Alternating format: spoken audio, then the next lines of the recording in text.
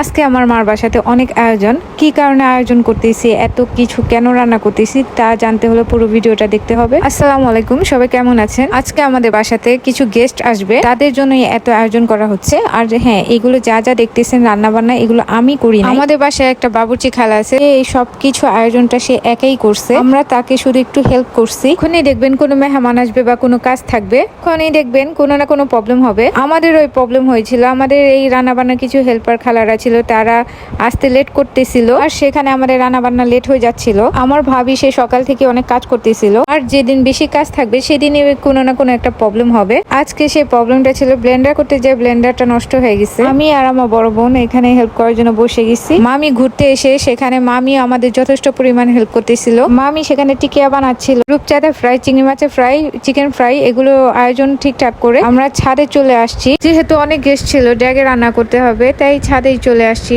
রান্নার জন্য। আমাদের বাসায় কোনো গেস্ট আসলে এই বাবুর্চি খালাটাই রান্না করে, তার হাতের রান্না খুবই মজা। আর হাতের রান্নাটা পুরো বিয়ে বাড়ির খাবারের মতো হয়। আমি একটু রান্না তার কাছে শেখার চেষ্টা করতেছিলাম, কিন্তু আমি শিখতে পারিনি, কারণ যেহেতু গেস্ট আসবে আমরা মোটামুটি সবাই ব্যস্ত ছিলাম। আমার বড় ভাই কিছু ব্যস্ততার কারণের জন্য বের হতে পারে নাই, তাই আমি আর আমার বড় আপু বের হয়ে গেছিলাম ফাস্টফুড আইটেম কিনতে। আমরা ফাস্টফুড আইটেম কিনতে জিঞ্জিরা ডরিনে চলে গেছিলাম। সেখান থেকে আমরা অনেক ধরনের ফাস্টফুড আইটেম কিনে নিলাম। এই ডরিন বেকারের মালিক যিনি আছেন শামীম ভাইয়া, সে বড় বড় সবগুলো বাহিরের থেকে ইম্পোর্ট করা চকলেট আইটেম গুলো প্রিন্স বাজারের মতো বড় বড় সবগুলোতে ডিলারশিপ হিসেবে কাজ করে থাকেন। বাসায় এখন গেস্ট এসে পড়ছে, তাই সবকিছু সাজিয়ে গুছিয়ে আমরা টেবিলে সার্ভ করে দিলাম। আমাদের নাস্তা করতে করতে সেখানে আমাদের রান্নাটা প্রায় শেষ হয়ে আসছে।